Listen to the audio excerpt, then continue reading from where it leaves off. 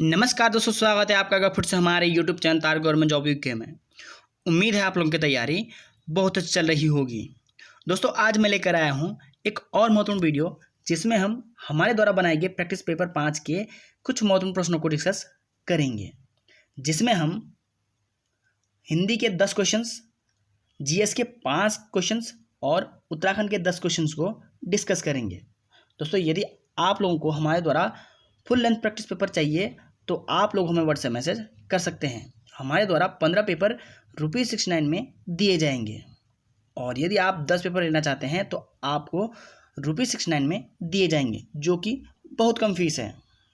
दोस्तों हमारे चैनल पर Uttarakhand current affairs 2022, Uttarakhand current affairs 2023 आदि महत्वपूर्ण वीडियोस अपलोडेड हैं, आप लोग उनको भी देख लीजिएगा।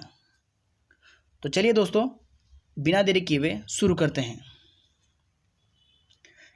प्रैक्टिस पेपर का पहला पार्ट है सामान्य हिंदी, और सामान्य हिंदी का फर्स्ट क्वेश्चन है दूतों अर्थात जीवों द्वारा होने वाला दुख वाक्य के लिए एक शब्द है। ऑप्शन ए आधिदैविक, ऑप्शन बी आधिभौतिक, ऑप्शन सी आधिदैहिक, ऑप्शन डी आत्मघाती। इस क्वेश्चन का राइट आंसर है ऑप्शन बी आधिभौतिक। दूतों अर्थात जीवों द्वारा होने वाला दुख वाक्य के लिए एक शब्द है आधिभौतिक। और वहीं दोस्तों प्रकृति द्वारा होने वाला दुख के लिए एक शब्द है आधिदैविक, और शरीर द्वारा होने वाला दुख के लिए एक शब्द है आधिदैहिक, और ऐसा कार्य जो स्वयं के लिए घातक हो उसके लिए एक शब्द है आत्मघाती। दोस्तों आप लोग अपना उत्तर कमेंट करते रहिए। नेक्स्ट क्वेश्चन है क्वेश्चन नंबर 2। ऊंट की चोरी निहुरे निहुरे का अर्थ है। ऑप्शन ए जान जोखिम में डालना, ऑप्शन बी बड़े काम छिपकर नहीं किए जा सकते, ऑप्शन सी उद्दंड व्यक्ति की दुष्टता, ऑप्शन डी किसी की वस्तु किसी दूसरे को चुपचाप देना। इस क्वेश्चन का राइट आंसर है ऑप्शन बी बड़े काम छिपकर नहीं किए जा सकते। ऊंट की चोरी निहुरे निहुरे का शाब्दिक अर्थ है बड़े काम छिपकर नहीं किए जा सकते। और दोस्तों जान हथेली पर रखना का शाब्दिक अर्थ है जान जोखिम में डालना। चलिए आगे बढ़ते हैं। नेक्स्ट क्वेश्चन है क्वेश्चन नंबर 3। 4 विकल्पों में से उस विकल्प का चयन करें जो दिए गए मुहावरे का सही अर्थ वाला विकल्प है। अथाह में पढ़ना का शाब्दिक अर्थ होगा ऑप्शन ए फायदा होना, ऑप्शन बी बहुत मिलना, ऑप्शन सी मुश्किल में पड़ना, ऑप्शन डी उपाय सोचना। इस क्वेश्चन का राइट आंसर है ऑप्शन सी अथाह में पढ़ना का शाब्दिक अर्थ होता है मुश्किल में पड़ना। और वहीं दोस्तों उपाय सोचना के लिए मुहावरा होता है अटकली बढ़ाना। अटकली बढ़ाना का शाब्दिक अर्थ होता है उपाय सोचना। और वहीं दोस्तों फायदा होने के लिए मुहावरा है पौ बारह होना। पौ बारह होना का शाब्दिक अर्थ होता है फायदा होना या खूब लाभ होना। चलिए आगे बढ़ते हैं। क्वेश्चन नंबर 4 है निम्नलिखित में से कौन सा शुद्ध वाक्य है। ऑप्शन ए संप्रति वे कुलपति रह चुके हैं, ऑप्शन बी संप्रति वे कुलपति हैं, ऑप्शन सी संप्रति वह कुलपति रह चुके हैं, ऑप्शन डी संप्रति वो कुलपति रह चुके हैं। दोस्तों आप लोग अपना उत्तर कमेंट कर दीजिएगा। इस क्वेश्चन का राइट आंसर है ऑप्शन बी संप्रति वे कुलपति हैं। दोस्तों जहां संप्रति होगा वहां समय का बोध नहीं होगा, क्योंकि सभी ऑप्शन में संप्रति और चुके शब्द समय का बोध करते हैं। दोस्तों संप्रति का अर्थ होता है इस समय या ठीक समय पर। संप्रति स्वयं समय का बोध करता है, इसलिए समय का बोध करने वाले शब्द दो बार नहीं आएंगे, जिस वजह से ऑप्शन बी शुद्ध वाक्य है। चलिए आगे बढ़ते हैं। क्वेश्चन नंबर 5 है निम्नलिखित शब्दों में से एक में उपसर्ग का प्रयोग नहीं है। ऑप्शन ए कुतरना, ऑप्शन बी कुढ़ंग, ऑप्शन सी कुठौर, ऑप्शन सी कुतर्क। इस क्वेश्चन का राइट आंसर है ऑप्शन ए कुतरना शब्द में उपसर्ग का प्रयोग नहीं है, बल्कि प्रत्यय शब्द का प्रयोग किया गया है। दोस्तों, कुतरना शब्द में कुतर मूल शब्द है और ना प्रत्यय शब्द है। बाकी तीनों ऑप्शन में कु उपसर्ग का प्रयोग किया गया है। चलिए आगे बढ़ते हैं। नेक्स्ट क्वेश्चन है क्वेश्चन नंबर 6। निम्नलिखित में से कौन सा समानार्थी शब्दों का युग्म सही नहीं है? दोस्तों, 3 ऑप्शन में ऐसा है जिसमें समानार्थी शब्दों का युग्म है और एक ऑप्शन ऐसा है जिसमें समानार्थी शब्द का युग्म सही नहीं है। आप लोग अपना उत्तर कमेंट कर दीजिएगा। ऑप्शन ए है निशापति दिवाकर, ऑप्शन बी चंद्र सुधाकर, ऑप्शन सी राकेश चांद, ऑप्शन डी शशि रजनीश। इस क्वेश्चन का राइट आंसर है ऑप्शन ए, निशापति दिवाकर जो युग्म है वह समानार्थी शब्दों का युग्म नहीं है, क्योंकि दोस्तों निशापति का अर्थ होता है चंद्रमा और दिवाकर का अर्थ होता है सूर्य, और बाकी सभी ऑप्शन में चंद्रमा के समानार्थी शब्द हैं। चलिए आगे बढ़ते हैं। क्वेश्चन नंबर 7 है, निम्नलिखित पंक्तियों में निहित अलंकार का नाम बताओ। पंक्ति दी गई है, कौन द्वार पर राधे में हरि, क्या वानर का काम यहाँ। ऑप्शन ए संदेह अलंकार, ऑप्शन बी प्रतीत अलंकार, ऑप्शन सी अनियोक्ति अलंकार, ऑप्शन डी वक्रोक्ति अलंकार। इस क्वेश्चन का राइट आंसर है ऑप्शन डी, वक्रोक्ति अलंकार। कौन द्वार पर राधे में हरि, क्या वानर का काम यहाँ। इस पंक्ति में वक्रोक्ति अलंकार है। दोस्तों, वक्रोक्ति अलंकार वहाँ होता है जहाँ शब्द से कहने वाले व्यक्ति के कथन का रुचिकर या चाहा हुआ अर्थ ग्रहण न कर श्रोता या सुनने वाला अन्य ही चमत्कारपूर्ण अर्थ लगाए वहाँ और उसका उत्तर दे, वहाँ वक्रोक्ति अलंकार होता है। जिस शब्द से कहने वाले व्यक्ति के कथन का रुचिकर अर्थ ग्रहण न कर, जो सुनने वाला है वह क्या करता है, उसका चमत्कारपूर्ण अर्थ लगाता है और फिर उसका उत्तर देता है, वहाँ क्या होता है, वहाँ होता है वक्रोक्ति अलंकार। दोस्तों, यदि आपको अलंकार की डिटेल्स में वीडियो चाहिए तो आप लोग हमें कमेंट कर सकते हैं। चलिए दोस्तों आगे बढ़ते हैं। क्वेश्चन नंबर 8 है, इनमें कौन सी रचना तुलसीदास की नहीं है। Option A Sahitya Ratna, option B Ramlala Nahachhu, option C Vairagya Sandipani, option D Vinay Patrika. इस क्वेश्चन का राइट आंसर है ऑप्शन ए, साहित्य रत्न तुलसीदास की एक रचना नहीं है, जबकि रामलला नेहचू, वैराग्य संदीपनी और विनय पत्रिका तुलसीदास की रचनाएं हैं। और वहीं दोस्तों साहित्य रत्न सूरदास की रचना है। दोस्तों, तुलसीदास की अन्य प्रमुख रचनाएं हैं रामचरितमानस, वरवे रामायण, पार्वती मंगल, कृष्ण गीतावली, दोहावली आदि। दोस्तों, ये सभी जो रचनाएं हैं बार बार परीक्षाओं में पूछी जाती हैं। चलिए आगे बढ़ते हैं। क्वेश्चन नंबर 9 है, महादेवी वर्मा द्वारा रचित भक्तिन किस विधा की रचना है। ऑप्शन ए निबंध है, ऑप्शन बी कहानी है, ऑप्शन सी संस्मरणात्मक रेखा चित्र है, ऑप्शन डी जीवनी है। इस क्वेश्चन का राइट आंसर है ऑप्शन सी, संस्मरणात्मक रेखा चित्र। महादेवी वर्मा द्वारा रचित भक्तिन एक प्रकार का संस्मरणात्मक रेखा चित्र है। दोस्तों, भक्तिन एक संघर्षशील और स्वाभिमानी स्त्री है, ऐसा इस संस्मरणात्मक रेखा चित्र में दर्शाया गया है। और भक्तिन इसमें ऐसा दर्शाया गया है कि भक्तिन धोखे और कपट से भरी सामाजिक मान्यताओं का डटकर सामना करने वाली स्त्री है। महादेवी वर्मा की अन्य प्रमुख रचनाएं हैं निहार, रश्मि, नीरजा और संधिगीत। दोस्तों, ये सभी रचनाएं बार बार पूछी जाती हैं। चलिए आगे बढ़ते हैं। क्वेश्चन नंबर 10, हिंदी की उत्पत्ति किससे मानी जाती है। ऑप्शन ए मागधी अपभ्रंश, ऑप्शन बी खस अपभ्रंश, ऑप्शन सी अपभ्रंश, ऑप्शन डी सौरसेनी अपभ्रंश। दोस्तों, ये प्रश्न आपके लिए है, आप इसका उत्तर कमेंट करके बता सकते हैं और 11वें क्वेश्चन का उत्तर भी आप लोग बता सकते हैं। तो चलिए दोस्तों, अब हम जीएस के कुछ महत्वपूर्ण प्रश्न को डिस्कस कर लेते हैं।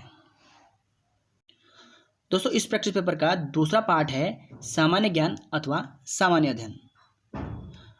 दोस्तों, क्वेश्चन नंबर 21 से क्वेश्चन नंबर 30 तक हमने रीजनिंग के क्वेश्चंस रखे हैं और क्वेश्चन नंबर 31 से 35 तक करंट अफेयर का क्वेश्चंस हैं। आप लोग वीडियो को पॉज करके इन क्वेश्चंस के आंसर बता सकते हैं। दोस्तों, यदि आपको हमारे द्वारा फुल लेंथ प्रैक्टिस पेपर चाहिए तो आप लोग हमें व्हाट्सएप मैसेज कर सकते हैं, क्योंकि दोस्तों प्रैक्टिस पेपर देने से बहुत फ़ायदा होता है और ये प्रैक्टिस पेपर आगामी 15 अक्टूबर को होने वाली बंदरक्षक परीक्षा व अधिशासी अधिकारी के लिए, जो कि नवंबर में आयोजित होगी, उनके लिए बहुत महत्वपूर्ण है। और दोस्तों, क्वेश्चन नंबर 31 से क्वेश्चन नंबर 35 तक ये आपके करंट अफेयर के क्वेश्चंस हैं। तो चलिए दोस्तों, क्वेश्चन नंबर 30 से डिस्कस कर लेते हैं। क्वेश्चन नंबर 36 है, कितने मेगाबाइट 1 टेराबाइट के बराबर होते हैं? ऑप्शन ए 256, ऑप्शन बी 1024 गुणे 1024, ऑप्शन सी 1024 गुणे 1 मेगाबाइट, ऑप्शन डी 512। इस क्वेश्चन का राइट आंसर है ऑप्शन बी 1024 गुणे 1024। 1 टेराबाइट में 1024 गुणे 1024 मेगाबाइट होते हैं। दोस्तों, आप लोग इस टाइप के रिलेशंस को परीक्षा से पहले जरूर पढ़कर जाना, क्योंकि यहाँ से एक आसान प्रश्न प्रत्येक बार पूछा जाता है और एक आसान प्रश्न गलत होने से आप लोग 1000 छात्रों से पीछे हो सकते हैं।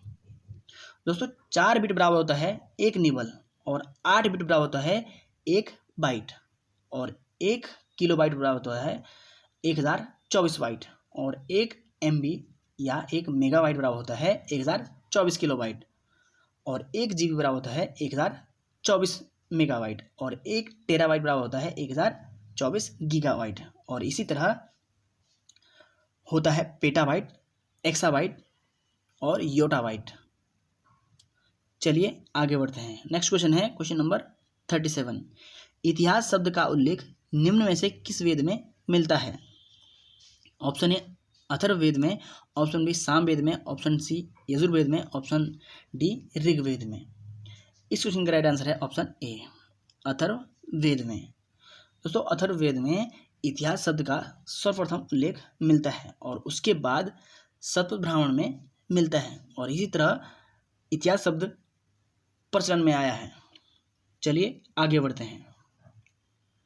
क्वेश्चन नंबर 38 है, त्रिरत्न सिद्धांत सम्यक धारणा, सम्यक चरित्र, सम्यक ज्ञान जिस धर्म की महिमा है वह है? ऑप्शन ए बौद्ध धर्म, ऑप्शन बी ईसाई धर्म, ऑप्शन सी जैन धर्म, ऑप्शन डी इनमें से कोई नहीं। इस क्वेश्चन का राइट आंसर है ऑप्शन सी जैन धर्म। त्रिरत्न सिद्धांत, सम्यक धारणा, सम्यक चरित्र, सम्यक ज्ञान जैन धर्म की महिमा है। और वहीं दोस्तों, जैन धर्म के अंतर्गत 5 महाव्रत होते हैं। महाव्रत मतलब महान व्रत, और ये 5 महाव्रत हैं। पहला है अहिंसा, उसके बाद है संपत्ति के लिए गैर लगाओ, तीसरा है असत्य नहीं बोलना, चौथा चोरी नहीं करना और 5वां यौन संयम। चलिए आगे बढ़ते हैं। नेक्स्ट क्वेश्चन है क्वेश्चन नंबर 39। निम्नलिखित में से कौन सा एक सर्च इंजन है? Option A internet, option B Bing, option C Google Chrome, option D Skype. इस क्वेश्चन का राइट आंसर है ऑप्शन बी विंग एक प्रकार का सर्च इंजन है। दोस्तों, विंग माइक्रोसॉफ्ट द्वारा बनाया गया है या माइक्रोसॉफ्ट द्वारा संचालित किया जाता है, जो कि वर्ष 2009 में लॉन्च किया गया था। और वहीं दोस्तों, इंटरनेट तो आपको पता ही है कि एक नेटवर्कों का जाल है। और दोस्तों, स्काइप एक प्रकार का सॉफ्टवेयर एप्लीकेशंस है और क्रोम एक ब्राउज़र है। चलिए आगे बढ़ते हैं। क्वेश्चन नंबर 40 है, चालुक्य वंश का सबसे महान शासक कौन था? ऑप्शन ए पुलकेशिन द्वितीय, ऑप्शन बी पुलकेशिन प्रथम, ऑप्शन सी मिहिर भोज, ऑप्शन डी मंगलेश। इस क्वेश्चन का राइट आंसर है ऑप्शन ए। पुलकेशिन द्वितीय चालुक्य वंश का सबसे महान शासक था। और वहीं दोस्तों चालुक्य वंश की स्थापना पुलकेशिन प्रथम ने 6वीं शताब्दी में की थी।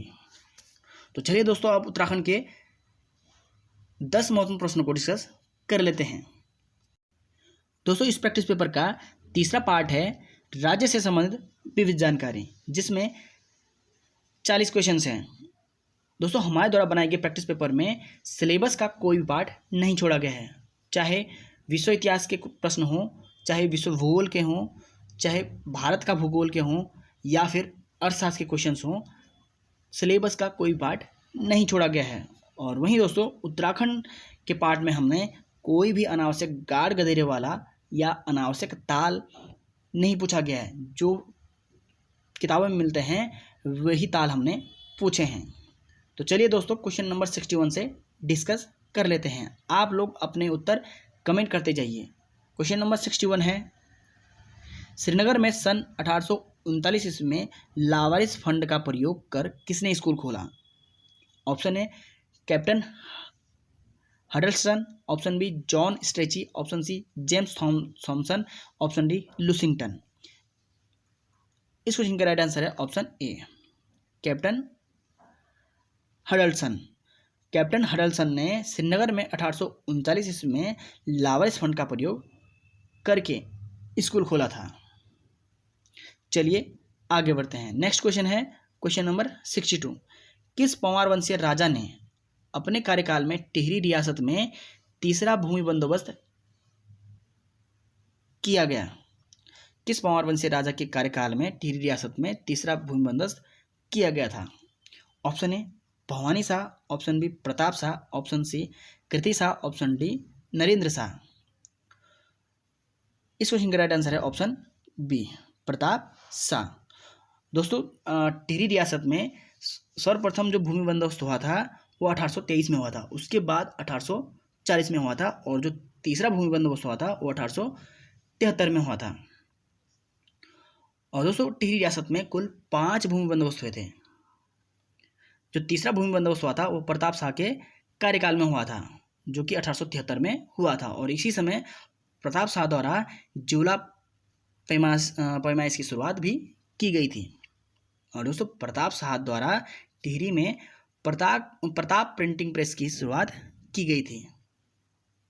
और दोस्तों प्रताप शाह द्वारा टिहरी में डाकघर खोला गया था, और इनके नाम पर प्रताप नगर की स्थापना 1877 में की गई थी। चलिए आगे बढ़ते हैं। नेक्स्ट क्वेश्चन है क्वेश्चन नंबर 63। असहयोग आंदोलन के समय कुमाऊं कमिश्नर कौन थे? Option A W Finlay, option B J C Acton, option C Percy Wyndham, option D K L Mehta. दोस्तों आप लोग अपना उत्तर कमेंट करते रहिए। इस क्वेश्चन का राइट आंसर है ऑप्शन सी पर्सी विंडम। असहयोग आंदोलन के समय कुमाऊं कमिश्नर पर्सी विंडम थे। और दोस्तों इन्हीं के समय कुली बेगार प्रथा का अंत 13-14 जनवरी 1921 को हुआ था। पर्सी विंडम के समय कुमाऊं परिषद की स्थापना 1916 में की गई थी, और इन्हीं के समय फॉरेस्ट ग्रीवेंस कमेटी की स्थापना 1921 में की गई थी। नेक्स्ट क्वेश्चन है सुयाल नदी किसकी सहायक नदी है?